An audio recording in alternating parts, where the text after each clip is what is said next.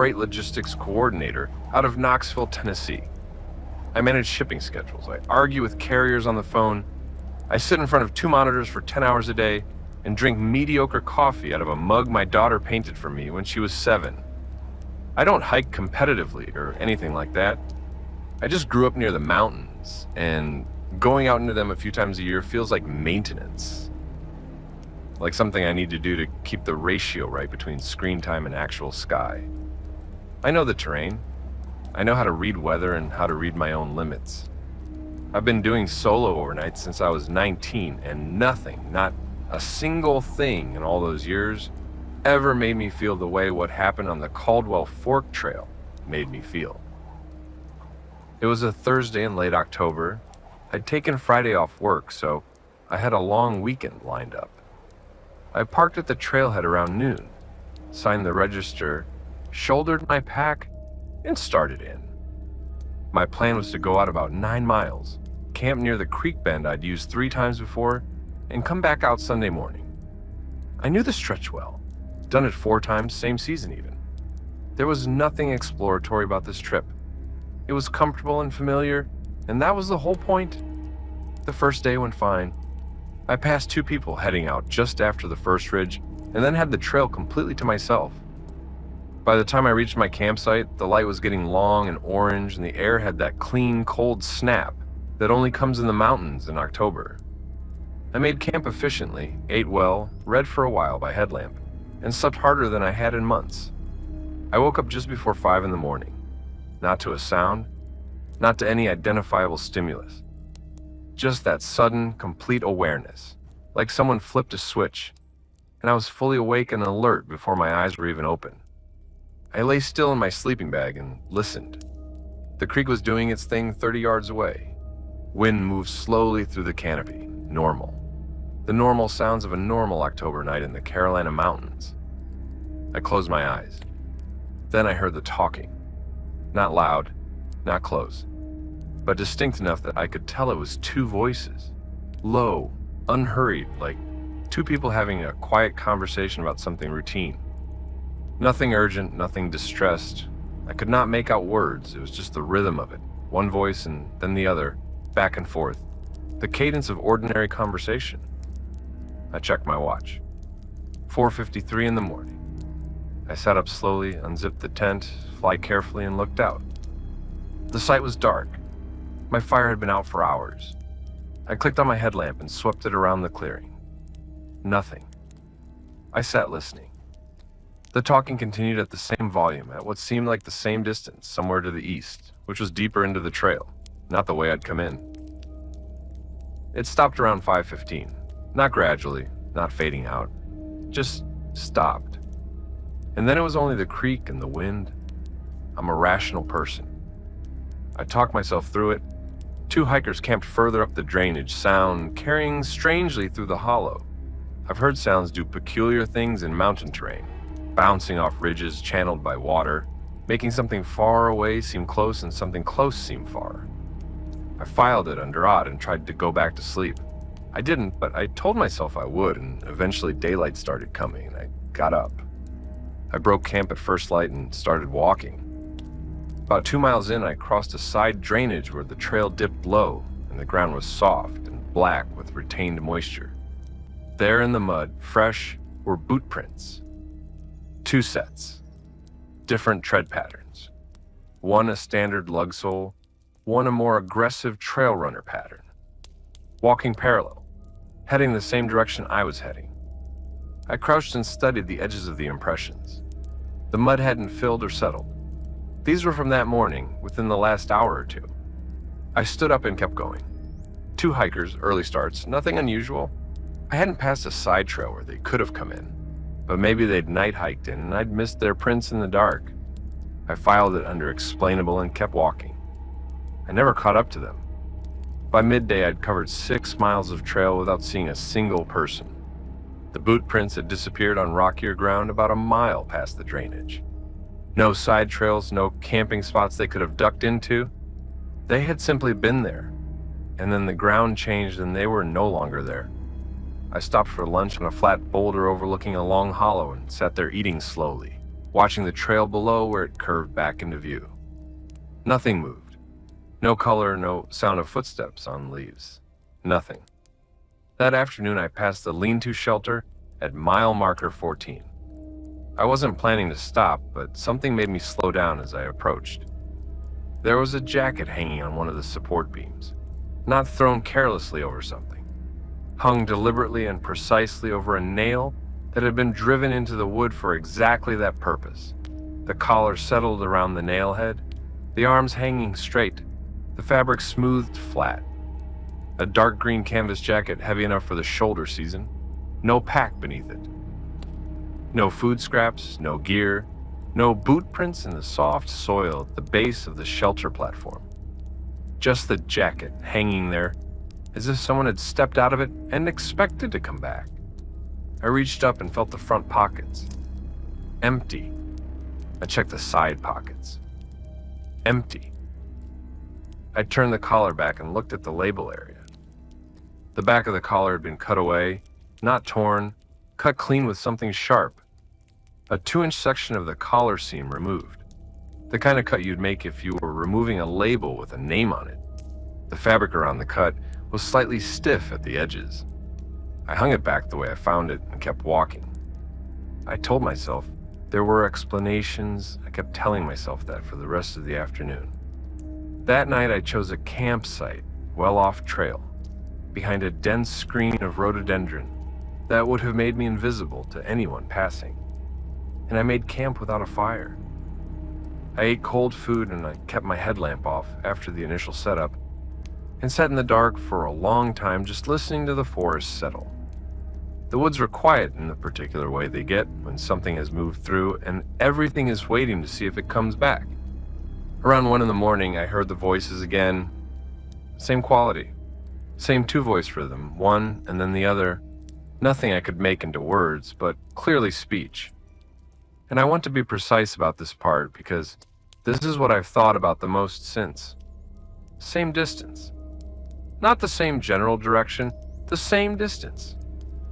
As if whatever or whoever was out there was tracking my position and deliberately maintaining a consistent gap between us. I had moved 6 miles from where I'd heard them before.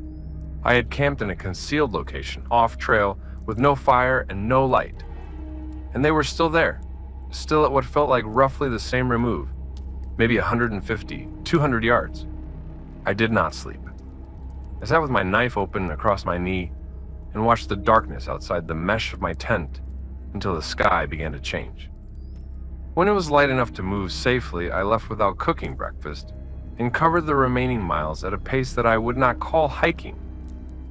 At the trailhead, I signed out in the register and sat in my truck for 20 minutes with the engine running before I felt settled enough to drive. I went back the following spring with a friend named Terrence, who does a lot of backcountry miles, and I trust his judgment. We walked the same stretch together in nice weather, a busy weekend with other hikers regularly on trail. We talked the whole way. Nothing felt wrong. The forest felt normal the way forests do, when they're full of the right kind of human noise. When we passed the lean-to shelter, I looked at the support beam where the jacket had been hanging.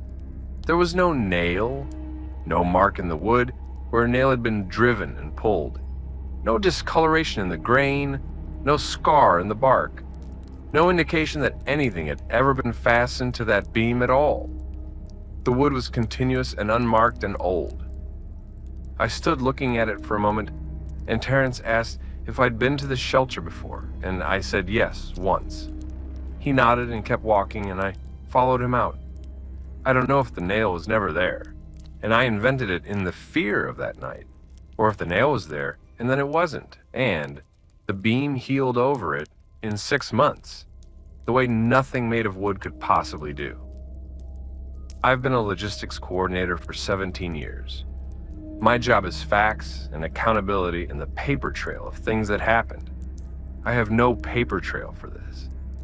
I have a memory of a jacket and a cut collar and a night of voices that kept their measured distance and a spring morning looking at a beam with nothing on it.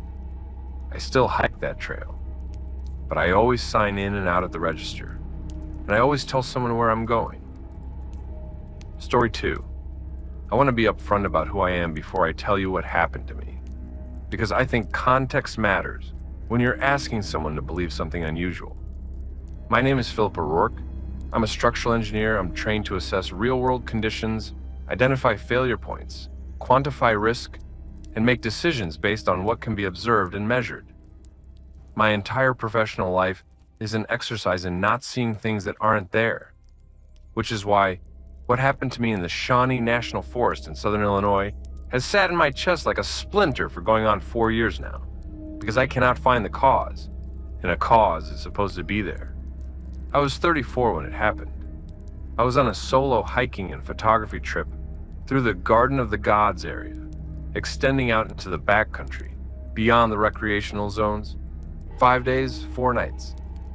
I know the area reasonably well, done shorter trips there before, know the terrain, the way the sandstone formations catch the light, the specific quality of silence in those woods that's different from anywhere else I've been. Day 2 was when I first noticed the tree. I want to describe it carefully because the tree is important to understanding what followed. It was a large oak, old-growth, substantial trunk, standing about 30 feet off the south side of the trail. What caught my eye was the coloring. The bark on the north face of the trunk had been stripped in a clean vertical strip about 8 inches wide, running from roughly waist height up to where the first major branch divided, maybe 14 feet above the ground. The exposed wood underneath was pale, almost white, and had clearly been exposed long enough to begin weathering at the edges. Not a fresh wound, something that had happened in a prior season and was gradually healing over. Deer rub, I thought, possibly black bear. I'm not a naturalist, but I know both leave marks on trees. I photographed it out of mild curiosity and continued on. 4 miles further along the trail, I came across a second tree with an identical strip. Same width, same placement on the north face of the trunk, same height range. I stopped and pulled up the photograph on my camera screen and held it next to the tree I was looking at. The dimensions were a precise match, not similar. Matching. I'm an engineer. I understand measurement and proportion, and what I was looking at was the same mark, reproduced exactly on a different tree 4 miles away. A third tree appeared 2 miles after that. Same mark, fourth, another 1.5 miles. I started moving slower, watching the south side of the trail, looking ahead instead of at my feet. By the time I made camp that night, I had documented 5 of them in my field notes with GPS coordinates. I sat by my small fire and drew a rough line connecting the coordinates on my map. The marked trees were not random. They formed a line that ran parallel to the trail, consistently about 30 feet to the south, and that line was perfectly straight within the margin of natural variation. Whatever had made these marks was moving on a fixed bearing, pausing at specific trees, making the same mark, and continuing. I woke around 3 that night to the sensation of presence outside the tent. Not a sound I could name, not an identifiable noise. Just that specific awareness that the air near you is occupied.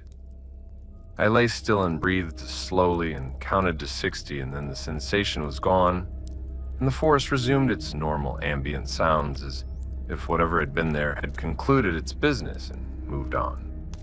In the morning, I found a single red ribbon tied to a branch about 4 feet from my tent door. Not new, but not ancient either. Weathered to a pale pink on one side where the sun had hit it. Tied in a specific knot that I recognized immediately, because it's a standard hitch used in survey flagging, a knot I use in my own professional work. Half hitch doubled, snug tight, the tag end tucked. Someone who worked in a field that uses survey tape had tied this, and they had tied it 4 feet from where I slept.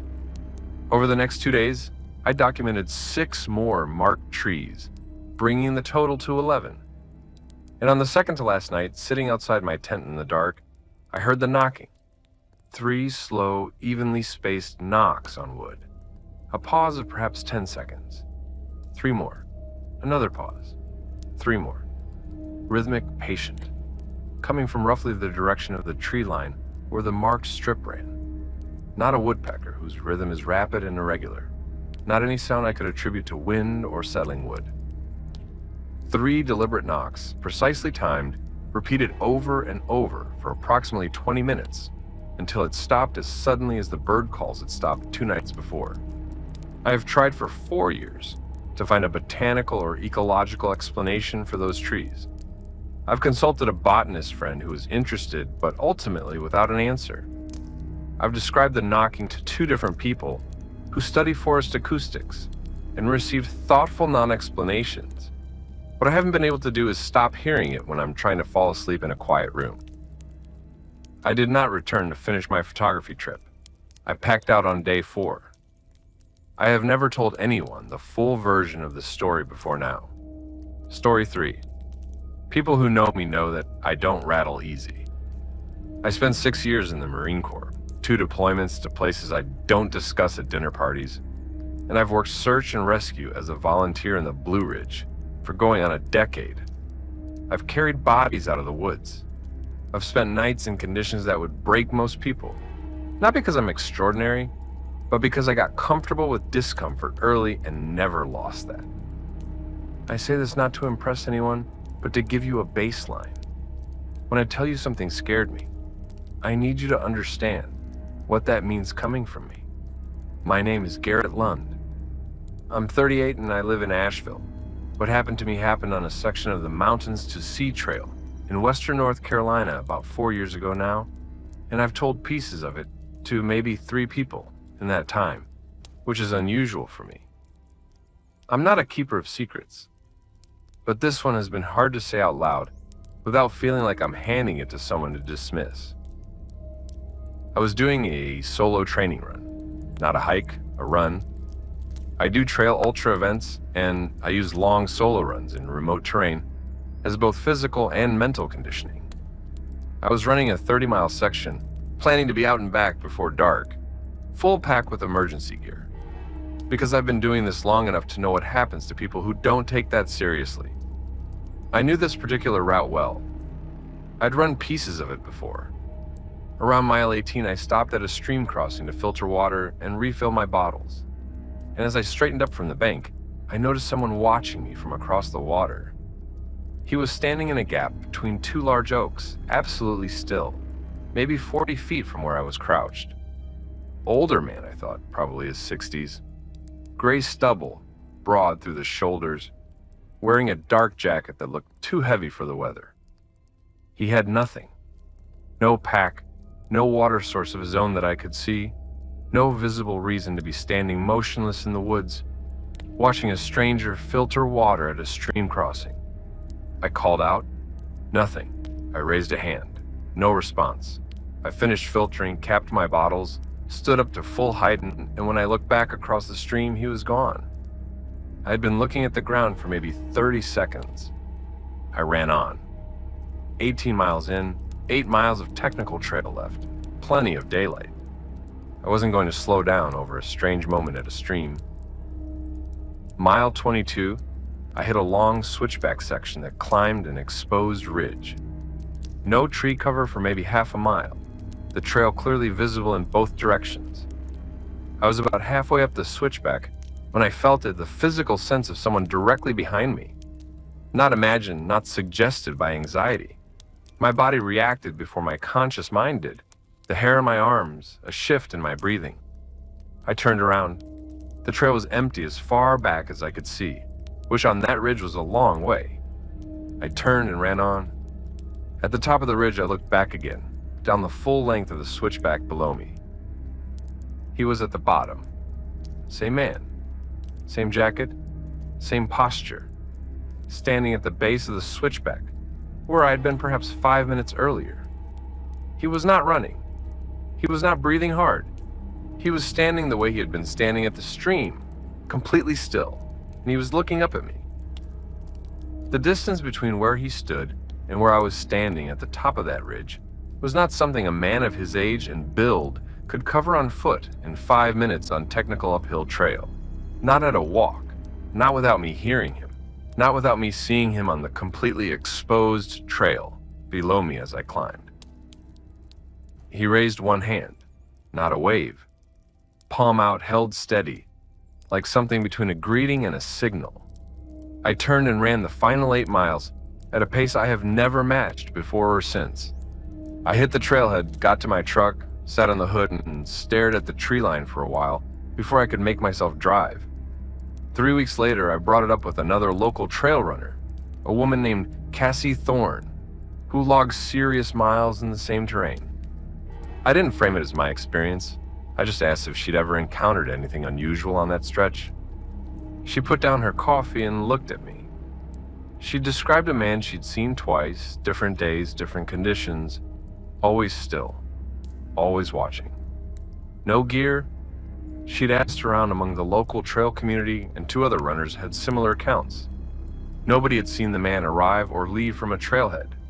Nobody had seen him move. Nobody has found an explanation.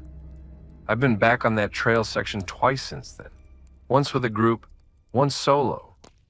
On the solo run around mile 20, I had that feeling again.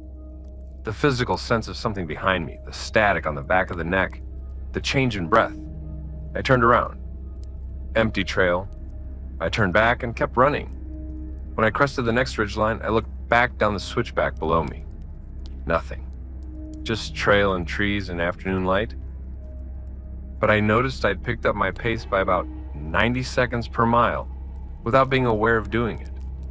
My body knew something before my mind did, and it wasn't going to argue about it.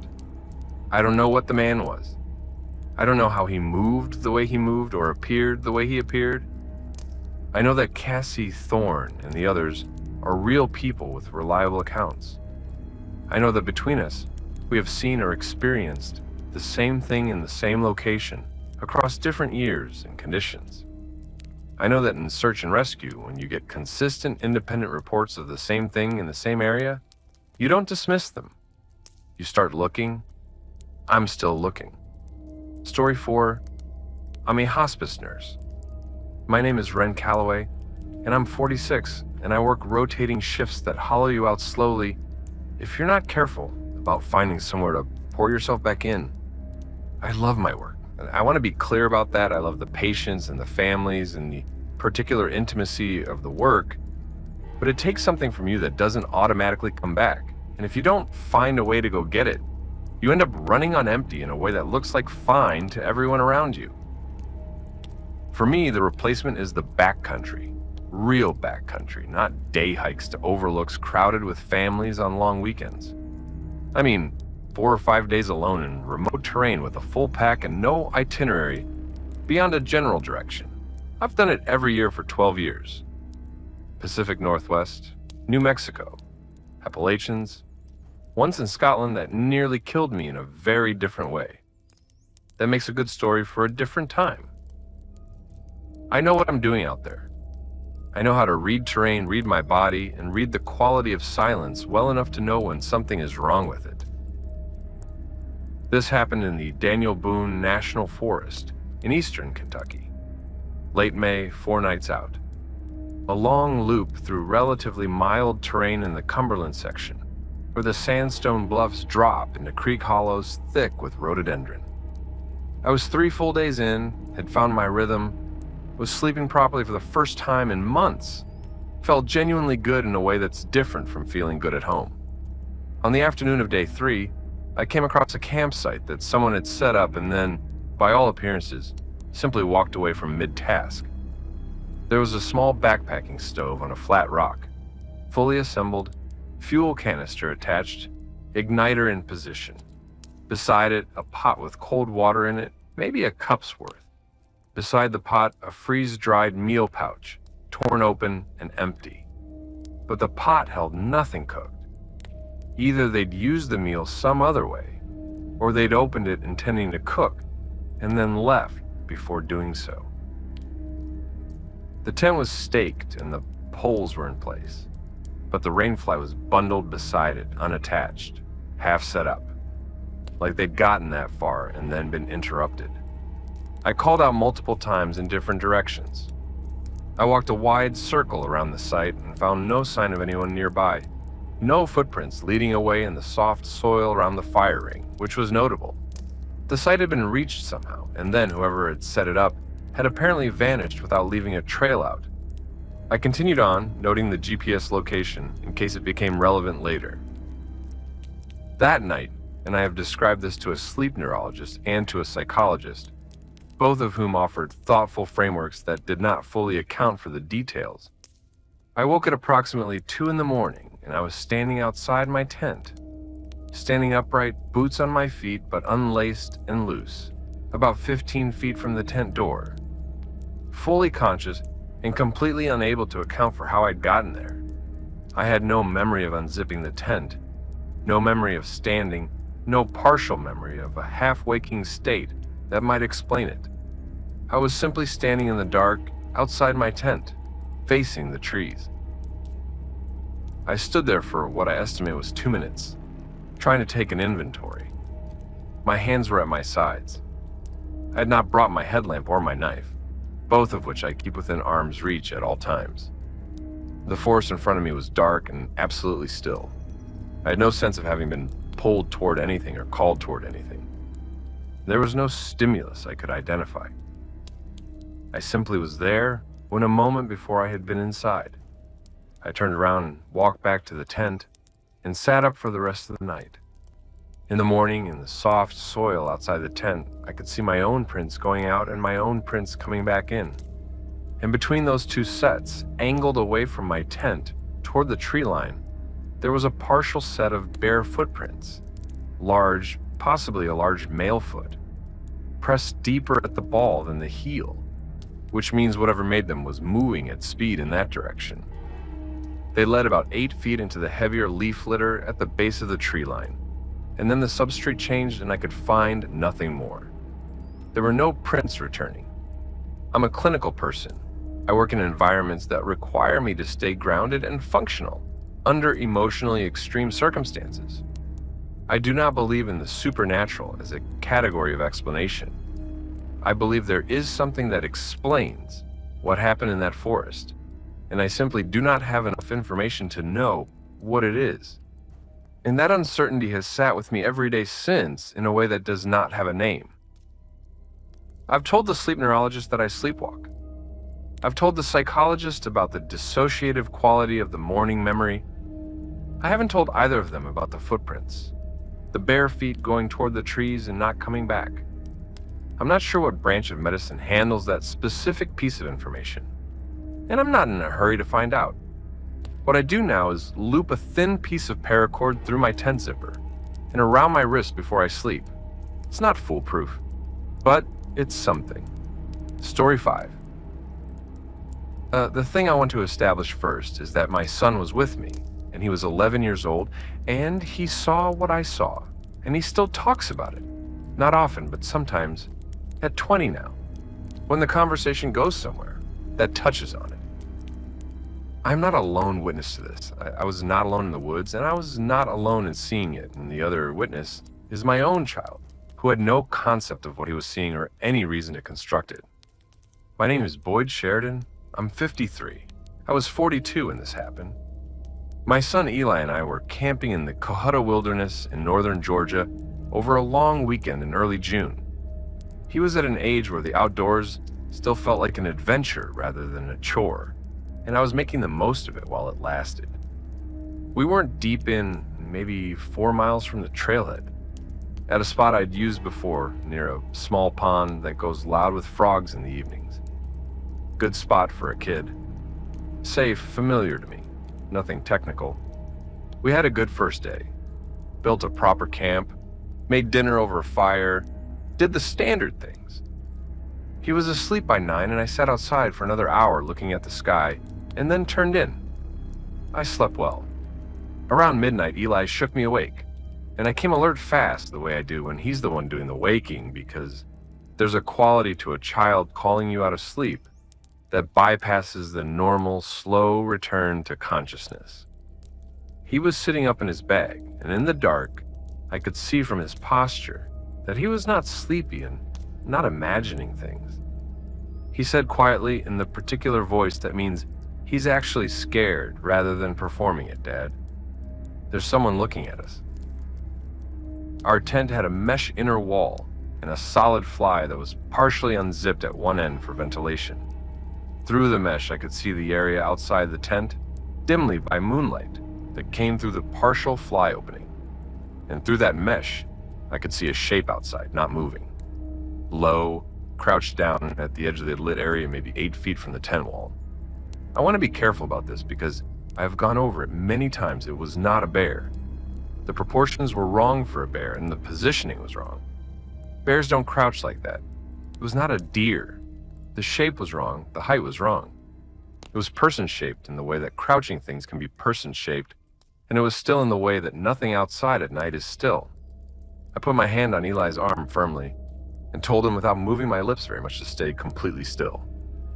I reached for my flashlight and I positioned it at the mesh opening and I turned it on. The space was empty. In the time it took me to aim and switch the light on, half a second at most, whatever had been there was gone. Not moving away, not visible at any edge of the beam. Simply absent.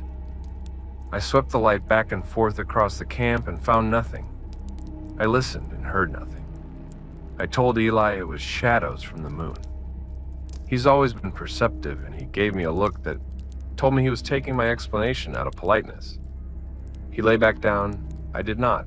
I sat in the dark with the flashlight ready and waited until the sky turned pale and I could see the trees clearly. In the morning, Eli asked to go home. Not dramatically, not with elaboration. He just said quietly while eating a granola bar, "I want to go home today, Dad, if that's okay." And I packed us out. Before I took the tent down, I walked the perimeter of the camp slowly. In the pine needles on the side of the tent nearest where we'd seen the shape, there were compressions in the duff. Not footprints exactly, not clear enough for that, but the settled, depressed areas where weight had rested. Arranged in a pattern that matched a crouching position, 2 feet and 2 hands. And then a single long disturbance in the pine needles that went backward about 4 feet, as if something had launched itself back very fast from where it was crouching. Eli and I have talked about it twice since. Once when he was 16 and once last year. He remembers exactly what I remember. He adds one detail that I haven't been able to stop thinking about. He says he watched it for almost a full minute before he woke me up. He says he could see where the head was by the way the moonlight didn't reach past it. He says it was facing the tent and not moving at all, and that the reason he waited was that some part of him believed that if neither of them moved, it might leave on its own. He was 11 years old, and he was right. Story 6. I was working as a freelance sound recordist when this happened. Film and documentary projects mostly, some commercial work, occasional nature recording for stock libraries. I'm 40 now. This happened when I was 32, and it changed the way I hear the world, which for someone whose entire livelihood depends on listening, is not a small thing to say. My name is Alton Vess. I went to the Monongahela National Forest in West Virginia alone for a week of nature audio work. I had approximately $12,000 worth of recording equipment, a proper backpacking setup, and a detailed session plan for the sounds I wanted to capture. Dawn chorus at multiple elevations, water systems at different flow rates, wind moving through different tree types, the specific acoustic signature of that forest, which is unlike anywhere else I've worked, a density and warmth to the ambience that you can't replicate. The first 2 days were productive in the exact way I'd hoped. The light was good, the conditions were stable, and I was in that meditative state that comes when your whole job is to listen to the world rather than talk over it. Day 3, before dawn, I was positioned in a small clearing with my rig running, full stereo configuration, headphones on, monitoring the live feed. I'd been recording for about 40 minutes, building a beautiful dawn chorus, layer after layer of different species coming in as the light changed, when the birds stopped. Not gradually, not one by one, trailing off, all at once.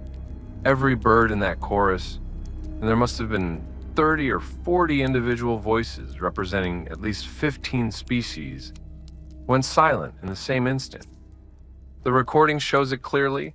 One moment, full chorus, next moment, nothing. I held position and kept monitoring through the headphones. Wind in the canopy, distant water, the sound of my own controlled breathing. And then with the clarity that $1,500 microphones are built to deliver, footsteps, slow, from the north tree line. One step, a pause of approximately 4 seconds, another step, another pause. Not hurried, not cautious, just deliberate. Something moving through the north edge of the clearing in no particular rush. I turned my head toward the sound slowly. I could not see the north edge from where I was sitting. The light was still low. I pulled one ear cup off and listened with my unassisted ear. There it was, exactly as the recording had it. Step, long pause, step, patient even, unhurried. Then my recording picked up a second set of footsteps. South tree line. Different pace, slightly heavier, moving in the same clearing crossing direction, converging on the first set from the opposite side. I was sitting in the middle. I have replayed this section of the recording hundreds of times. The two sets of footsteps cross the open clearing from north and south respectively, and meet somewhere in the trees to the east. The moment they would have met, both sets stop simultaneously. There are no voices, no animal sounds at any point. No indication that either set of footsteps paused or hesitated. They simply approached from opposite directions, crossed the clearing, and stopped. 18 minutes later, exactly 18 minutes, the birds came back. Not gradually, all at once the same way they'd stopped. An audio engineer friend of mine listened to the recording. He said the footsteps were human in their cadence and weight distribution. He had no explanation for why two people would converge on a remote clearing before dawn, stop when they met, and then apparently cease to exist. He asked me if I'd confronted them. I told him I hadn't. He said he understood. I've done field recording in wild areas, maybe 30 times since that morning in the Monongahela. My equipment is better, and my patience is better, and my ability to stay inside a session without my mind wandering has improved. But I've changed one practice. I no longer record with my eyes closed. I know it affects the quality of what I capture. I know it makes me slightly less effective at the exact thing I'm out there to do. I changed it anyway. There are mornings in a clearing before dawn when I hear something at the edge of the frame that when I cannot explain, and I need to be looking at the world when that happens. I listen to that recording less than I used to. Not because I've stopped being curious, but because I've accepted that I won't find the answer in the waveform. And listening to it the way I have been, looking for the thing I missed, is starting to feel like something else. Like a way of staying close to something. I should probably put some distance between myself and 18 minutes. Every time I check.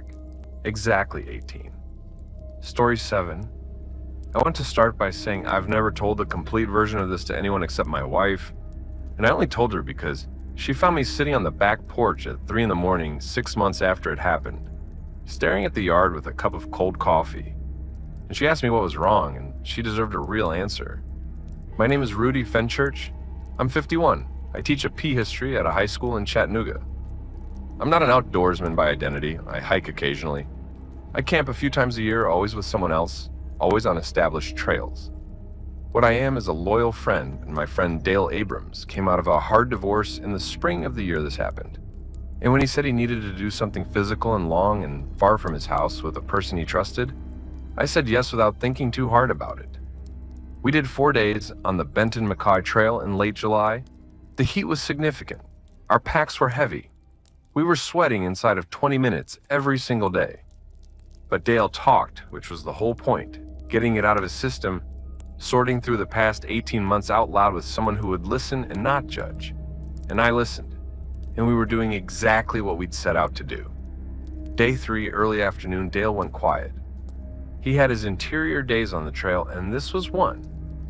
We'd been walking in comfortable silence for maybe an hour when we came around a long curve in the trail and found a boy sitting on a flat rock in the center of the path. Young, 8 or 9 maybe, not older than 10.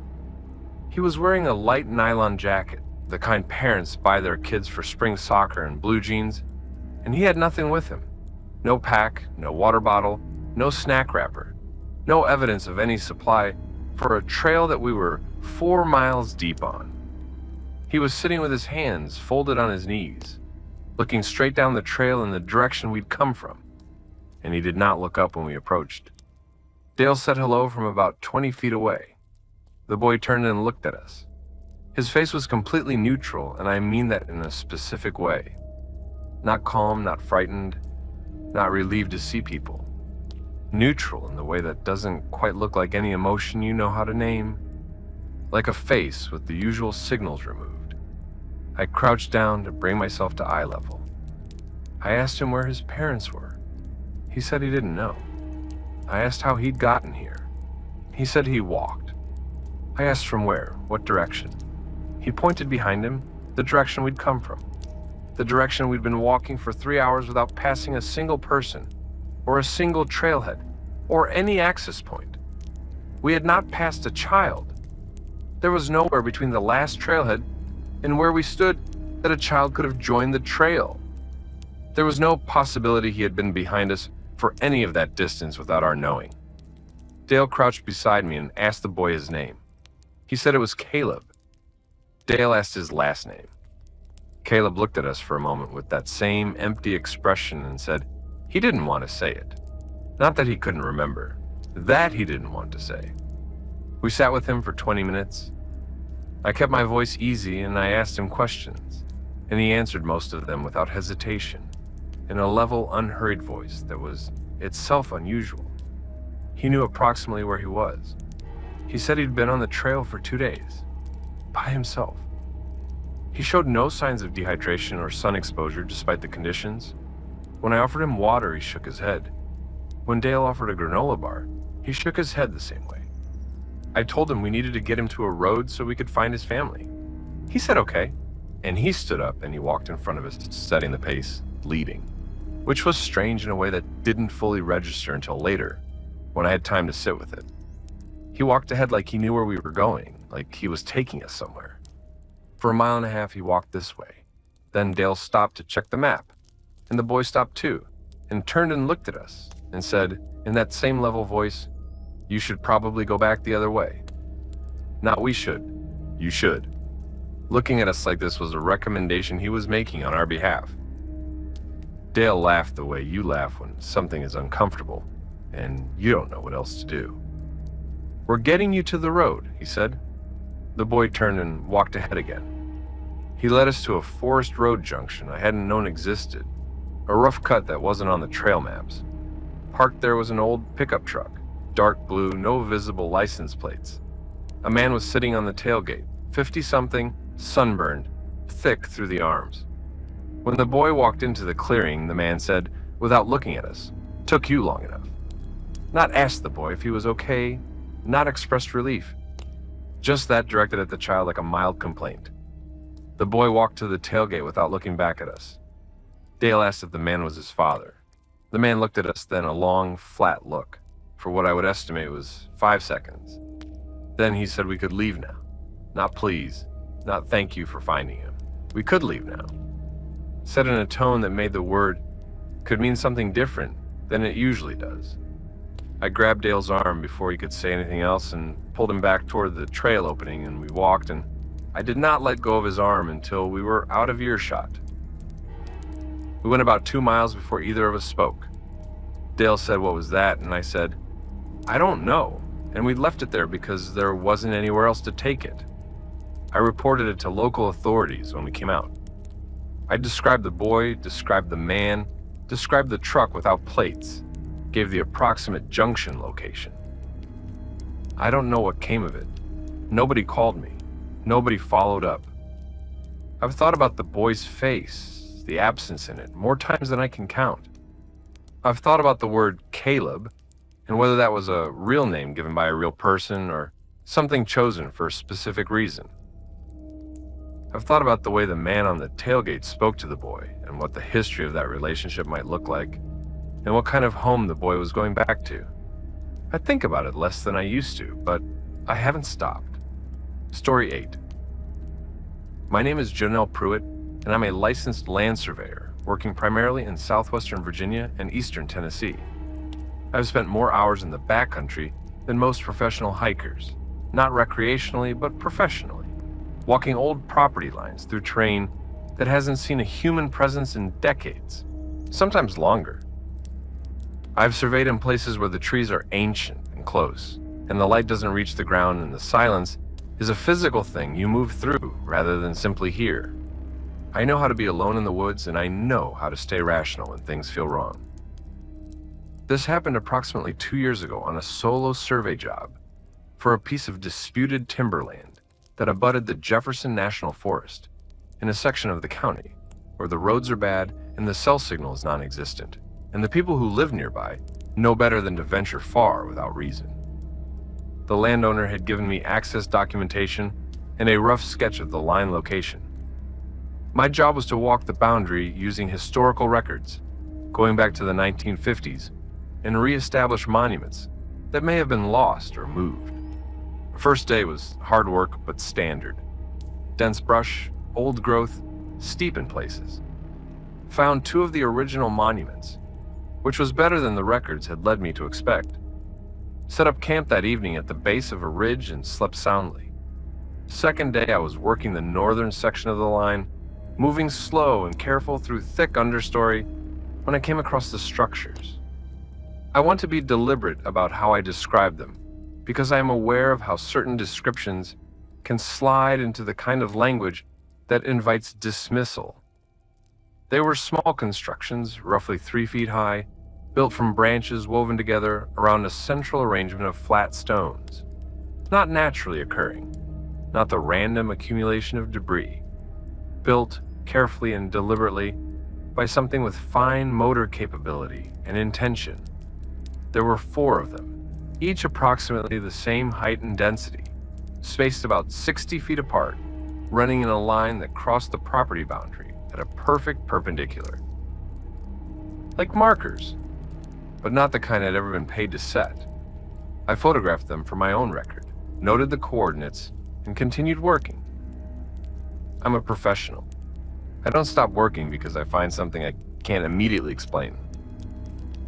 That second night, I woke at approximately 1:30 and became aware within a few seconds of waking that something was wrong with the acoustic pattern of the forest around me. It took several more seconds to identify what. The usual ambient sounds, insects, small movements in the undergrowth, settling wood, were present, but they were being regularly interrupted by brief periods of complete silence. Not long, 2 or 3 seconds, but regular, happening on a cycle. 38 seconds of normal sound, then 3 seconds of nothing, then sound resumed. I lay and timed it for over 2 hours. The cycle was consistent, but not perfectly metronomic. 35 seconds, then silence. 41 seconds, then silence. The irregularity, the slight variance, was what made it feel less like a mechanical source and more like something that breathed. Nothing came close to the tent. I heard nothing that identified a specific creature or person, just that rhythm for over 2 hours until it stopped. When I started work the following morning, I moved the survey equipment from my tent to the line I was working and past the tree I'd been using as a baseline reference point on the eastern side of my campsite.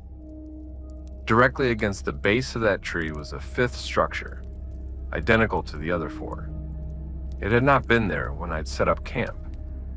I had noted the tree specifically as a reference, and I had looked at the base of it when I established camp. The structure had been placed within perhaps 12 feet of where I'd been sleeping, while the 2-hour silence kept its count outside. Inside, the lattice of branches was a piece of fabric, blue, approximately 2 inches square, folded once, set in the exact center of the stone base. I did not touch it. I photographed it. I walked back to the survey line and completed the job.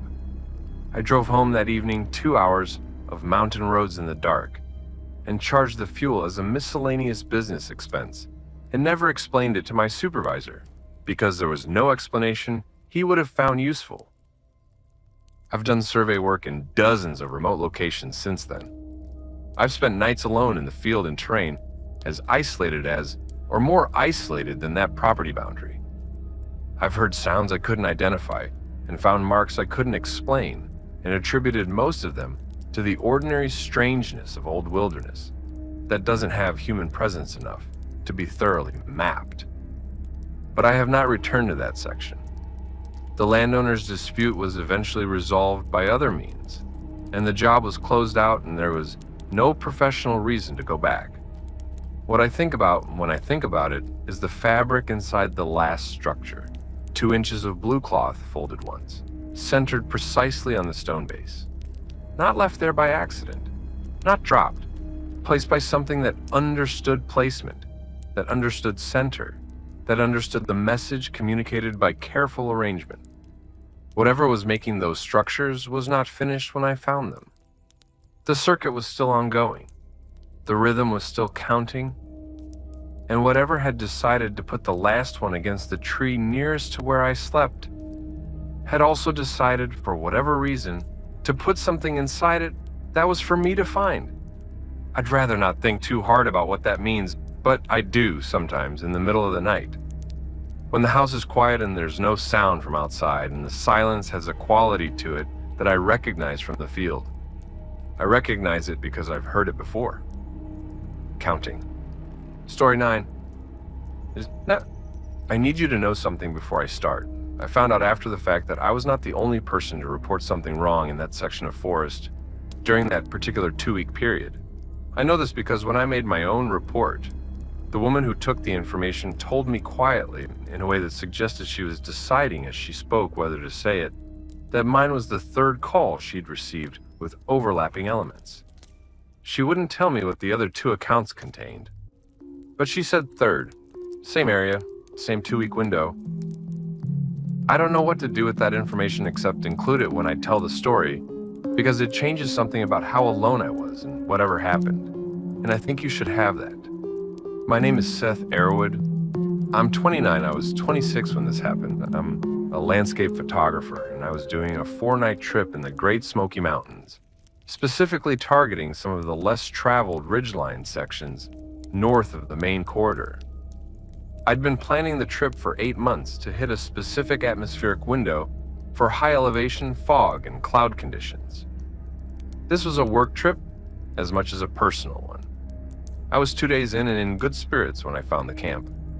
I only reached it because I'd moved off the trail into the understory looking for a particular angle on a rock formation, and the hollow it sat in was not visible from the trail itself. Maybe 40 meters off the path, screened by a stand of young hemlocks. The camp was complete and current. 2-person tent, staked properly and pitched correctly. Cooking gear arranged on a flat sandstone shelf. A pair of hiking boots outside the tent door, set side by side and parallel, laced and settled straight as if by habit. An expensive camera bag leaning against a tree with the top clips fastened. No garbage, no food waste. Everything orderly, everything indicating a camp that was being maintained by people who knew what they were doing. I called out, I waited, and I walked a circle around the site. No response, no sign of anyone. I looked inside the tent. 2 sleeping bags in their compression sacks, unrolled but not yet opened. 2 sleeping pads laid out. A small lantern in the corner, off. 2 phone charging cables coiled beside it, no phones attached. The tent smelled lived in, the way tents do, after a few nights of use. This was not a camp that had been abandoned before it was used. I tried to read how long ago the site had been active. The cooking gear was clean and dry.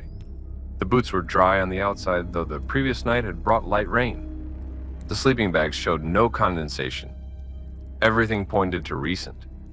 I wrote a brief note with my contact information and the date and time and placed it under a flat stone beside the cooking gear. Then I moved on. That night, 3 miles further on an exposed ridge with a long view of a valley to the west, I was working late on field notes, and I saw lights in the valley below, moving small like a single headlamp, working through the valley floor in an irregular search pattern. Stopping, backing up, changing direction, not hiking, searching. I watched it for roughly 40 minutes before it went out. I returned to the hollow the next morning because I'd been thinking about the camp since I'd left it and I couldn't stop. The gear was still there. The note I'd left was still under the stone. Everything looked the same, except the camera bag. It had been opened.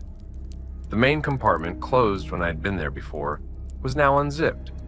Inside were 2 lenses, lens filters, cleaning equipment, all present. The camera body itself was gone. Nothing else was missing. Only the camera. I reported it at the ranger station on my way out, described the location as precisely as I could. And that's when the woman behind the desk told me about the other calls. I still have the photographs I took of the camp. I've thought about posting them many times. I haven't because the camp contained people's belongings, and those people may be findable and may not want to be found in that particular way. Or they may be something else entirely, and I don't know which. And that uncertainty keeps me from doing anything with what I have. Story 10. I want to be clear about who I am because I think it's relevant. I'm a commercial diver. My name is Rex Halverson. I'm 44, and I've spent my career working in environments that most people would find unendurable. Inside shipwrecks, beneath oil platforms, in waters cold enough to kill you in minutes if something goes wrong.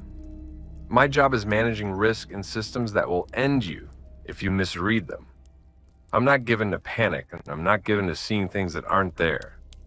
I'm trained from the ground up to assess what is real, because in my field, the alternative to accuracy is your body being recovered by someone else.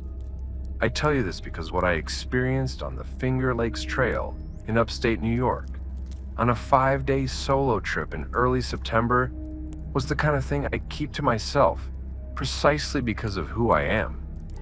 Because people hear what I do, and they expect a certain kind of account from me.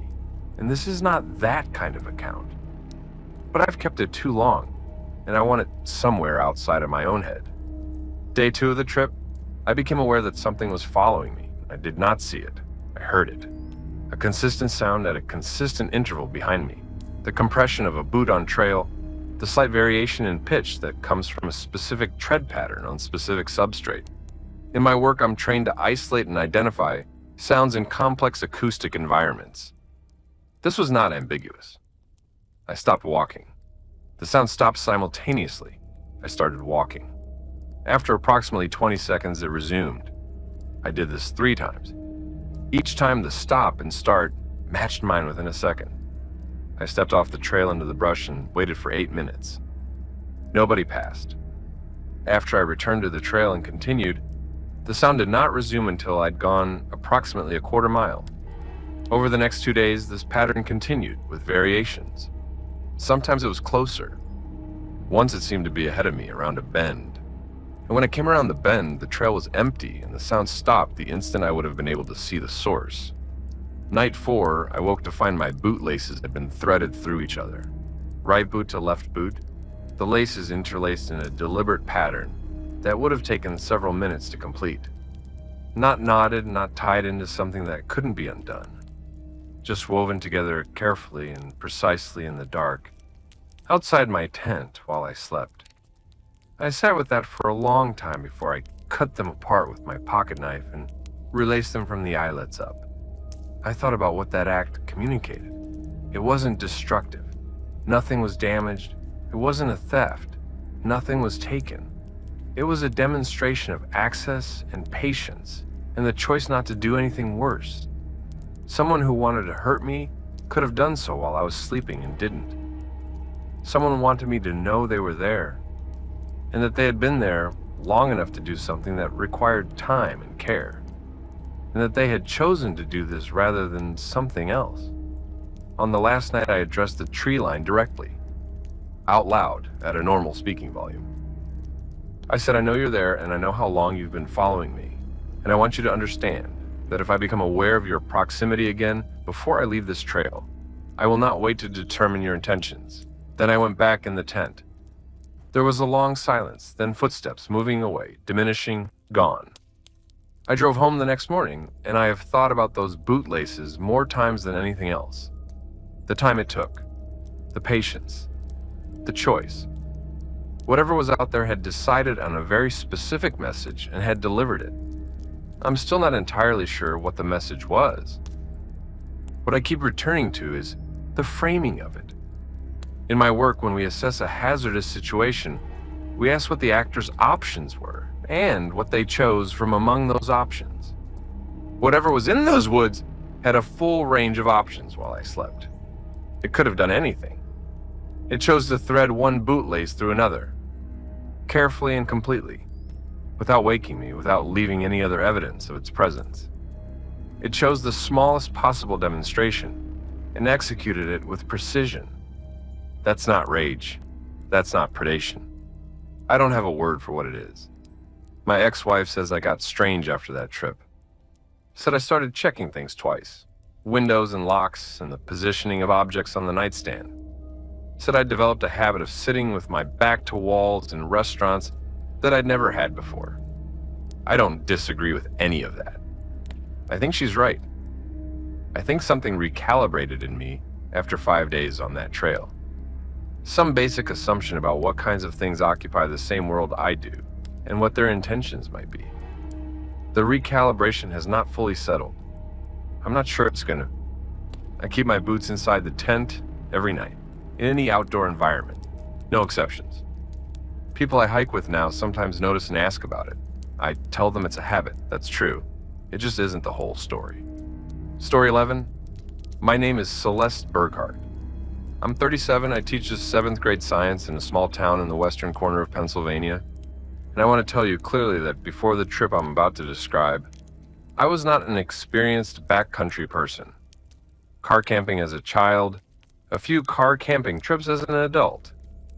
That was essentially my outdoor resume. This 6-day loop through the Allegheny National Forest was my first real solo backpacking trip, planned carefully over about 6 months, vetted by a more experienced friend, approached with the kind of preparation that I hope communicated to the universe that I was taking it seriously. The first 3 days were difficult and wonderful in the way that first serious trips tend to be. Tired in muscles I hadn't known I had. Slow in the climbs, but genuinely happy in a way that the classroom, which I also love, doesn't produce. Day 4, mid-morning, I found the note. It was folded once and placed under a flat rock on the right side of the trail, propped against a low stone outcrop at approximately my eye level, placed in a way that made it findable without being obvious. You had to be looking at the right angle to see the corner of the paper. My name was on the outside, my first name, Celeste, printed in black ink, capital letters, neat and deliberate. I stood on the trail and looked at it for a long time before I picked it up. My name is not common, but it's not impossible. I kept trying to construct an explanation where this was coincidence. Someone else named Celeste had passed through and left a note for someone else, and someone else had propped it against that rock. But I was 4 days into a 6-day loop.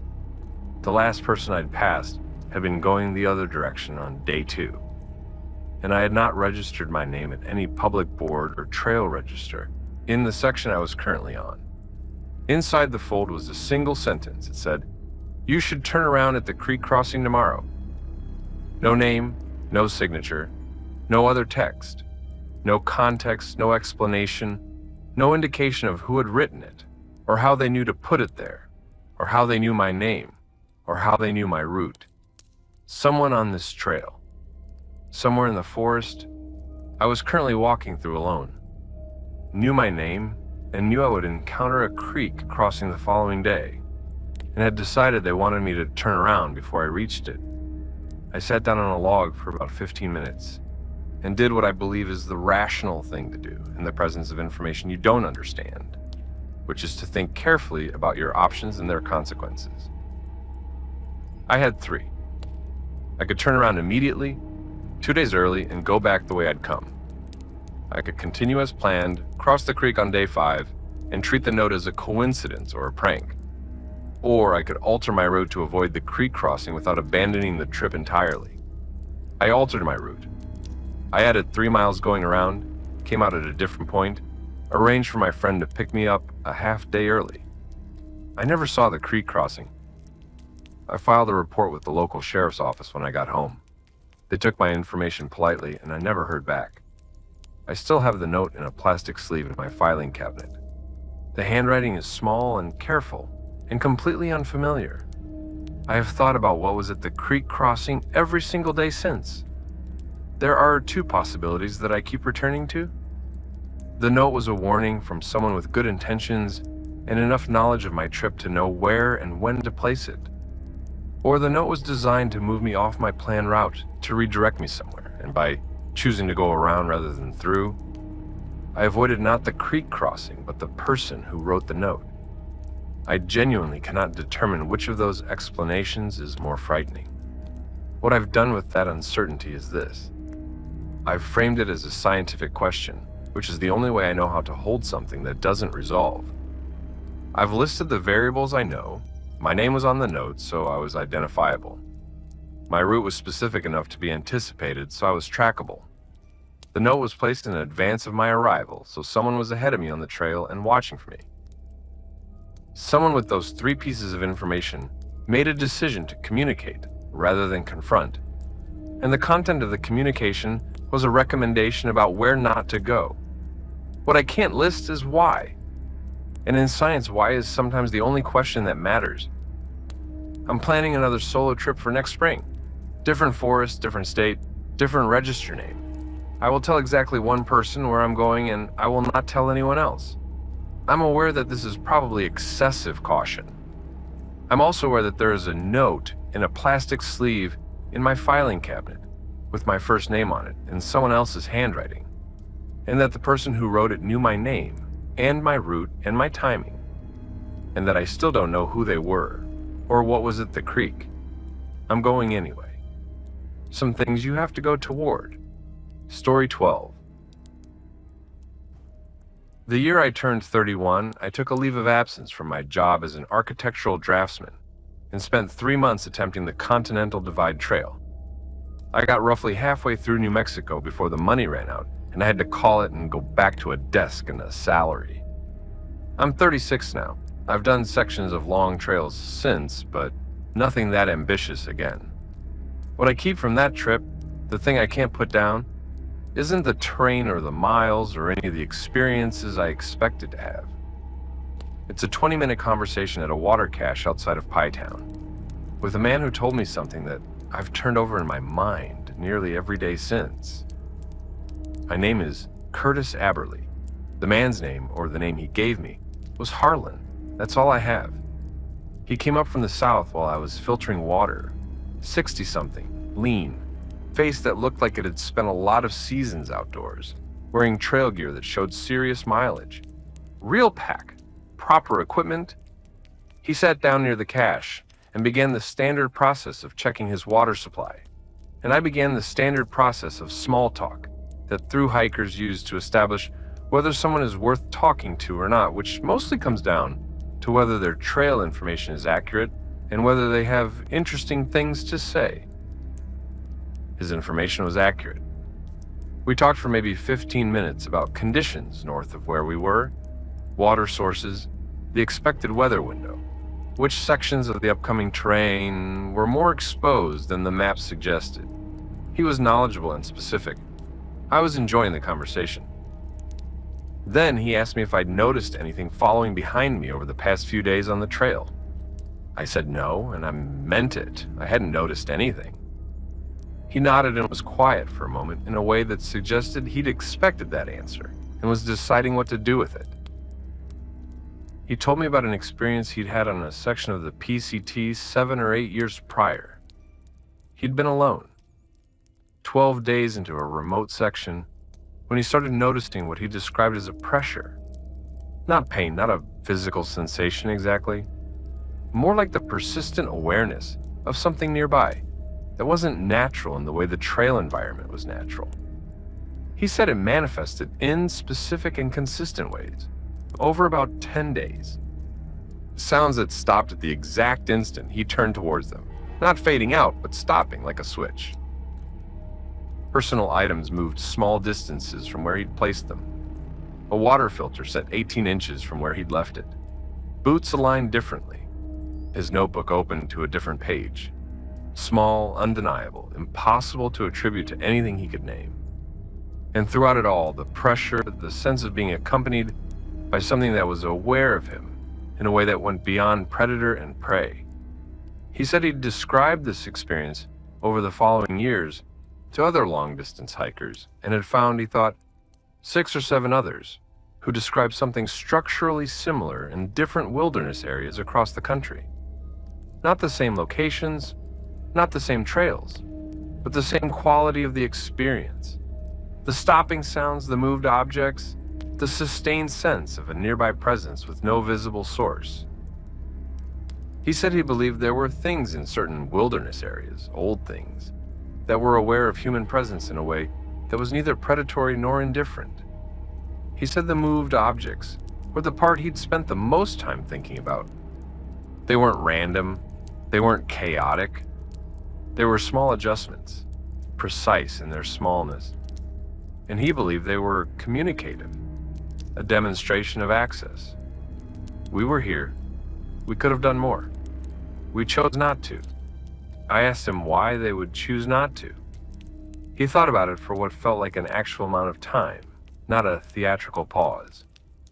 Then he said he believed there was something like policy at work, something that had decided for reasons of its own on a set of behaviors when it came to humans in its territory, and that the experience he and the others had described was the edge of that policy, the place where the normal distance was reduced, where the demonstration was made, and where whatever it was decided how much further to go. He picked up his pack and said good luck with the miles north of here.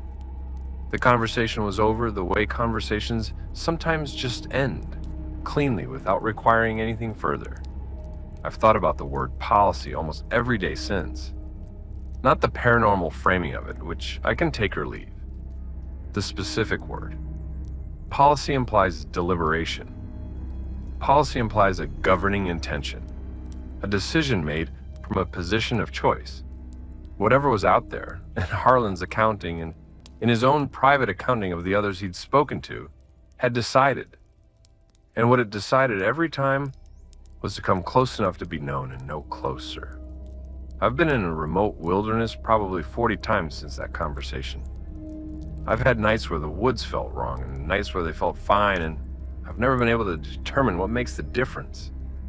I think about Harlan standing at the water cache, deciding whether to say what he was going to say. I think about the 6 or 7 people he'd spoken to who each had their own version of the pressure and the stop sounds and the moved objects. I think about the deliberate smallness of the adjustments, the 18 inches, the open notebook page. Small enough to be denied, large enough to be known. I know what I think they meant. I just can't prove it. Story 13. I am a wildlife biologist. My name is Dr. Ingrid Solhaug, and I'm 43 years old, and I have done field work in remote environments on 5 continents over the course of a 20-year career. I am telling you this because I need you to understand the professional and experiential baseline I'm working from when I tell you that what happened during a 7-day assessment in the Boundary Waters canoe area, wilderness in northern Minnesota, was the most disturbing thing I've encountered in 2 decades of working in places most people never go. I was accompanied by a doctoral student I'll call Patrick. He has asked that his name not be used, and I'm respecting that. Patrick is a serious scientist, careful, methodical, not prone to dramatic interpretation. This matters. We were doing a territorial assessment of wolf activity in a section of the BWCA that sees minimal recreational traffic, permitted and equipped appropriately, with a detailed field plan and regular check-in protocols. Between us, we brought decades of field experience and the kind of equipment that makes professional-grade observations possible. We were not there to have experiences. We were there to collect data. The first 4 days were genuinely excellent.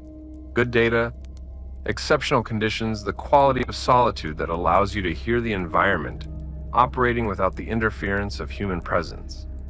We were both in the particular state of focus that good field work produces, paying attention to everything without being distracted by anything.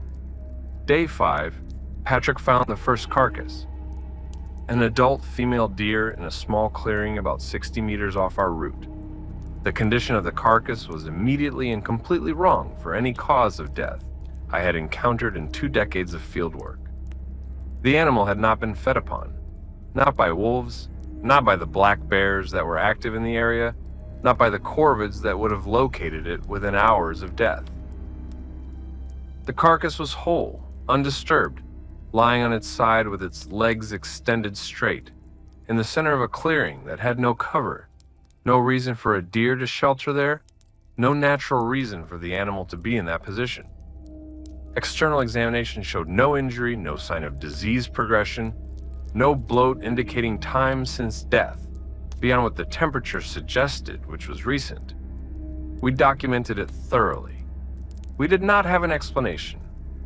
We moved on. That night, Patrick was awake for most of it. In the morning, he played me a recording he'd captured on his field recorder several hours after dark. The calls were recognizably wolf in their frequency and tonal range. But Patrick, who has been studying wolf communication for 6 years, said they were wrong in a way he couldn't fully articulate. The structural elements that distinguish wolf vocalizations from other canid sounds, the specific phrasing of group coordination calls, the harmonic relationships and territorial declarations were absent or present in incorrect forms. The recording sounded like wolf, but not, he said, like wolves. We agreed on this assessment. We looked at each other across the breakfast fire and understood that we had agreed, and that the agreement meant something we hadn't fully decided how to hold. Day 6 afternoon, we found a second carcass, another female deer. Same presentation, same position, same absence of predation or scavenging. 4 miles from the first, in different terrain, in a second small clearing with no natural reason for the animal to have been there.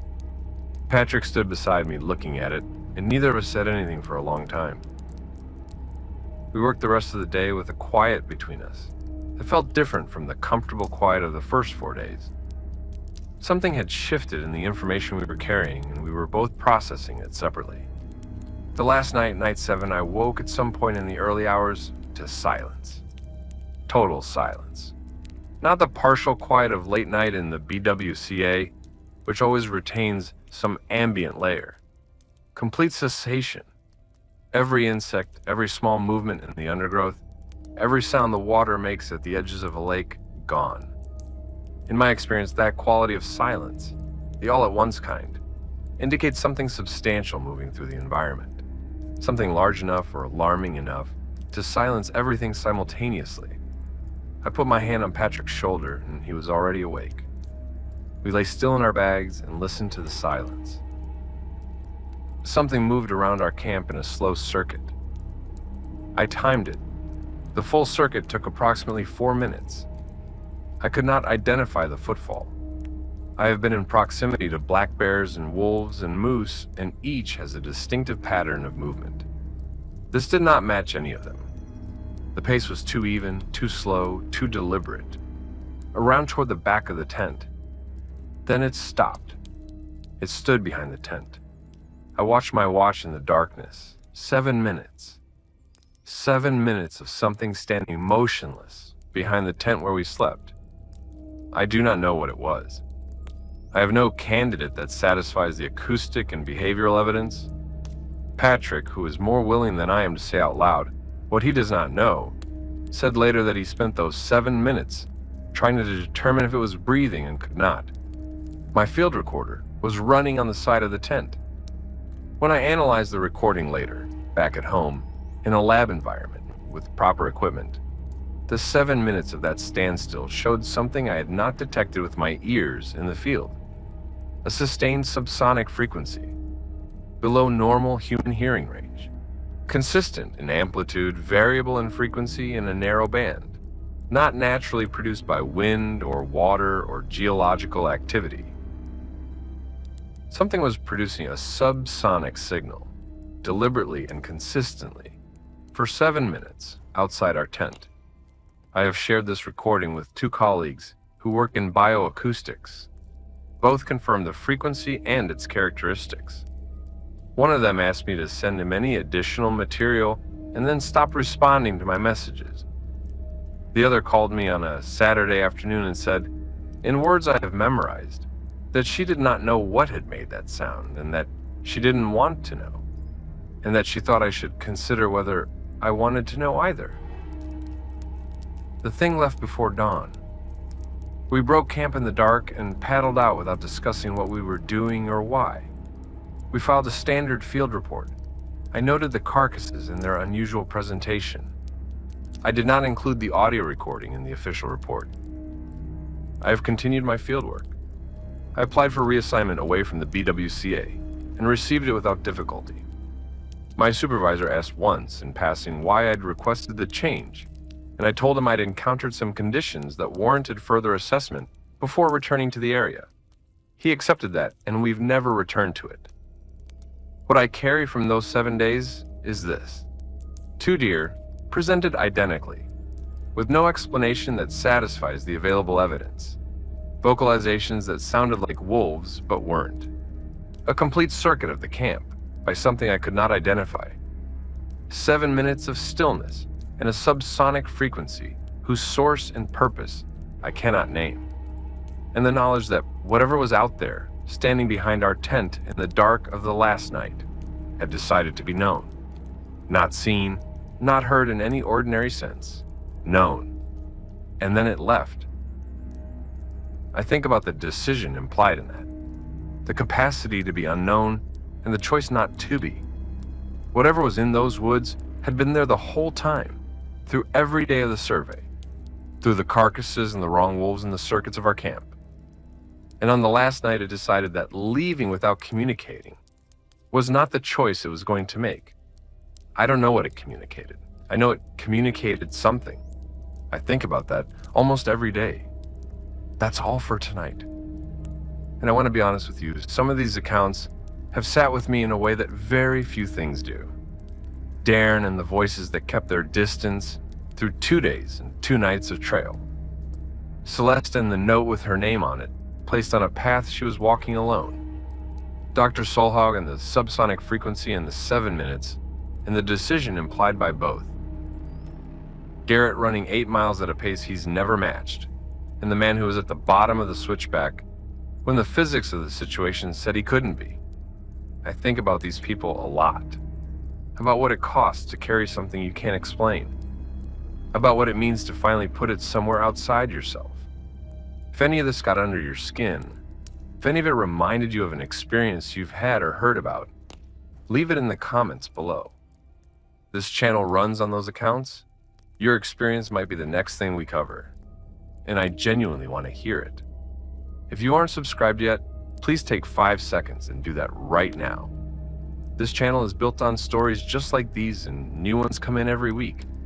The people who share them have trusted us with something real, and the least we can do is make sure as many people hear them as possible. Hit subscribe. It's free, and it means we keep doing this. And if you want to do one more thing for the channel, share this video with someone who you think needs to hear it, or someone who definitely shouldn't, right before a solo camping trip. Either way, you're helping us grow, and you're putting these stories where they belong. Stay careful out there. Pay attention to the quiet, and I'll see you next time.